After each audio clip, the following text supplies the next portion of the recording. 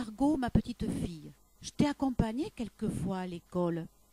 Eh bien, aujourd'hui, c'est avec beaucoup de plaisir que je vais partager avec toi quelques moments du début de ma scolarité.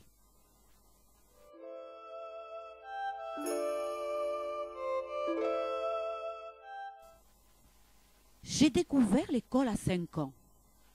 Tu penses sans doute que c'est très tard. À l'époque, c'était l'âge normal pour entrer à l'école et commencer à apprendre à lire, car les classes maternelles n'existaient pas.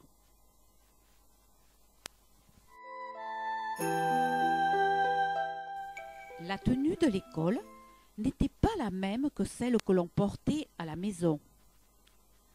Pour aller à l'école, j'étais vêtue d'une robe en tissu Vichy, avec des petits carreaux, faite par ma maman, ton arrière-grand-mère, qui possédait une machine à coudre de marque Singer.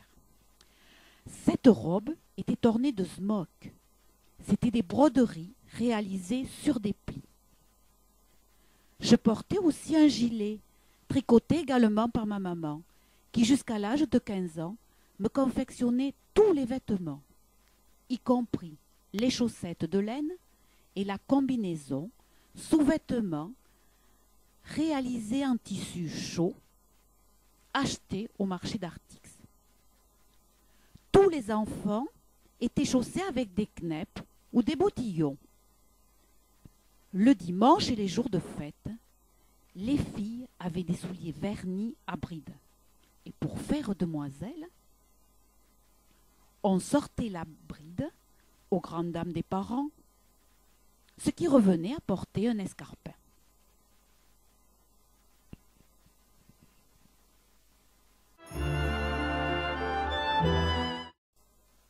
J'avais les cheveux très raides.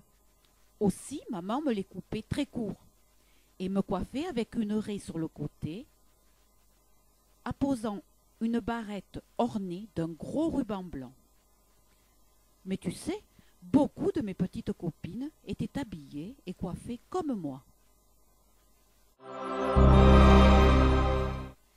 La première année de mon entrée à l'école, c'est une grande fille, Léoncia, une voisine, qui m'amenait matin et après-midi à l'école. Elle suivait les cours du certificat d'études. Elle avait 13 ou 14 ans.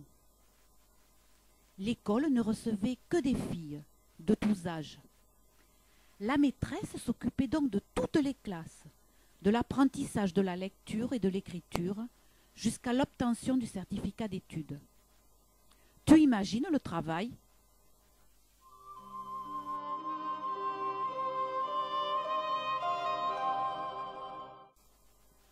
Allez, viens, je t'invite à découvrir le chemin de mon école, que j'empruntais quand j'étais à peine un peu plus grande.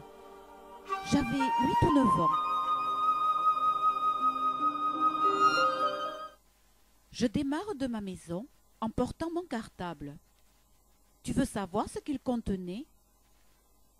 Le livre d'apprentissage de la lecture était remplacé par un livre de la Bibliothèque Rose, un ouvrage de la comtesse de Ségur, tel que Les Malheurs de Sophie, ou bien un livre d'aventure du Club des 5 de la Bibliothèque Verte, ou encore Les 4 filles du docteur March, collection rouge et or.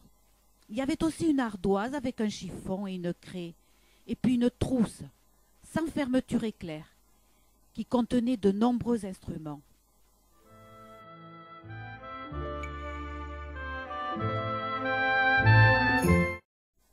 Après avoir marché 300 mètres, nous allons chercher ma copine, Marie-Josée, plus âgée que moi, deuxième enfant d'une famille de 7. C'était une joie d'entrer dans sa maison, pleine de vie avec tous ses enfants, des cris, des chamailleries, des réprimandes, enfin, beaucoup de bruit.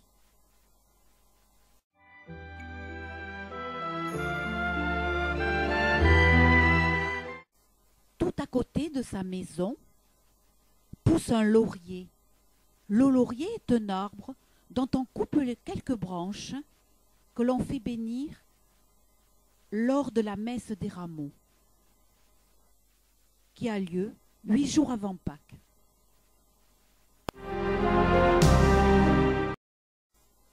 Regarde ce beau mur qui est construit avec des cailloux du Gave, qui passe à la Bastide.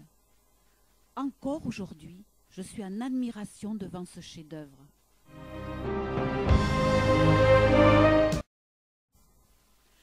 Nous prenons au passage notre copine Marie-Claire, qui habite une grande ferme avec toute sa famille d'agriculteurs. C'est son tonton qui, le soir, dans le pot au lait ou dans une bouteille, nous sert le lait provenant de ses vaches pour le petit déjeuner du lendemain matin.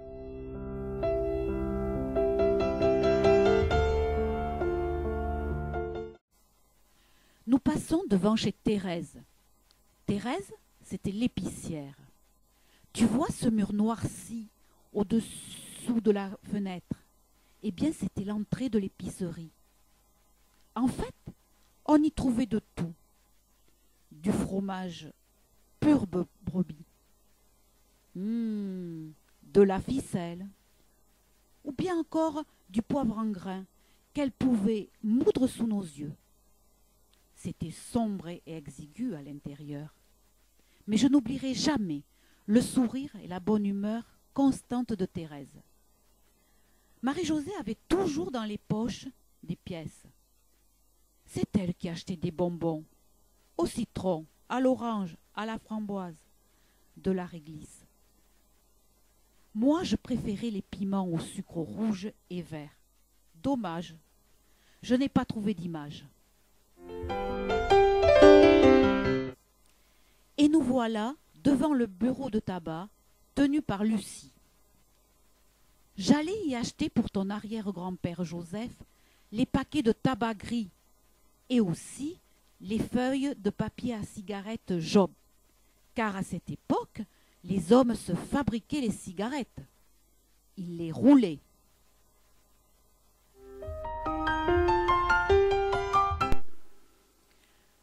Tout à côté, tu vois cette fenêtre?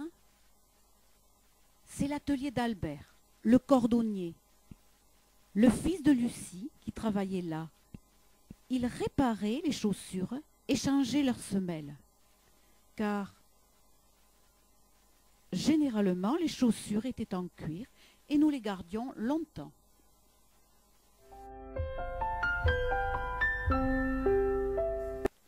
Voilà, nous sommes arrivés. À droite, c'est mon école. Aujourd'hui, c'est le local réservé aux associations. Et à gauche, la mairie, c'était le logement de la maîtresse. Tu t'attendais certainement à autre chose, car je te sens un peu déçu. Mais tu sais, j'aimais bien cette salle de classe. Et un jour, si tu le souhaites, je te dirai ce qu'il y avait dedans.